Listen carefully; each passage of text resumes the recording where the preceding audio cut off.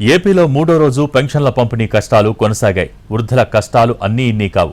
ఉదయాన్నే బ్యాంకులకు క్యూ కట్టిన వృద్ధులు, వికలాంగులు ఎర్రటి ఎండలో తీవ్ర ఇబ్బందులు పడ్డారు. పెన్షన్ల కోసం ఉదయం నుంచి సాయంత్రం వరకు బ్యాంకు ముందే పడిగాపులు కాశారు. బ్యాంకు ఖాతాల్లో ప్రభుత్వం పెన్షన్ సొమ్ము జమ చేసినా ఇనాక్టివ్ ఖాతాలు, bank, Aadhaar, phone number link సమస్యలతో అవస్థలు తప్పటం లేదు. కొంతమంది ఆధార్ కార్డు లింకు కాకపోవడంతో ఖాతాలో పెన్షన్ సొమ్ము జమ కాలేదు. దీంతో వృద్ధులు సతమతం అవుతున్నారు.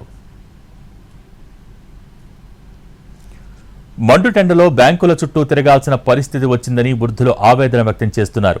వాలంటీర్లైతే ఇంటికే తెచ్చి డబ్బులు ఇచ్చేవాళ్లని, చంద్రబాబు చేసిన పనికి ఇబ్బందులు పడాల్సి వస్తోందని చెబుతున్నారు.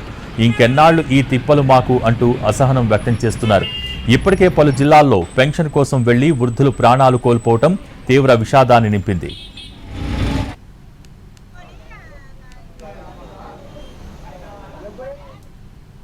ఎంతమంది ముసలి తెస్తారని సార్ కింద పడి 2-3 పన్నారు.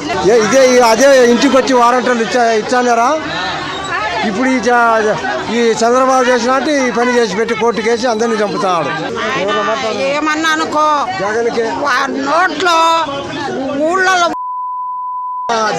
కూడా కాకుండా ఎంత తిప్పలు పడుతున్నాం మేము, ఎంత బాధపడుతున్నాం మేము. ఇండకు తెచ్చిస్తాను, దాము తెచ్చిస్తాను. న్యాయంగా, ధర్మంగా, పోటాపోటీగా ఉండి మంచి మాటలతో గెలుచుకో ఎవడుతున్నాడు. ఇదేంది ఈ పుల్ల పెట్టడాలు? ఇది ఒక రాజకీయమా?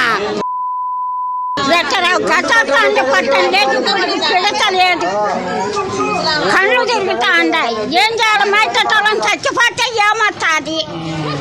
ఆడ కింద పడి పైకి లేచి వచ్చినాం ఆ రోడ్డు మీద.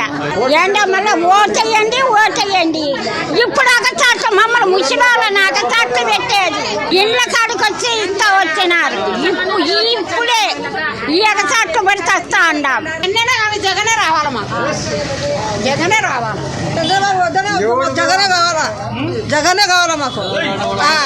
చంద్రబాబు కాబట్టి పనికిరానే పనికిరాడు. దేవుడు మహానుభావుడు, దేవుడు సారు అన్నత సమానం మాకు. అతని లాగా మేము పచ్చి ఉంటాం. మేము అతను బతికిస్తానని మాకు అన్నం పెట్టి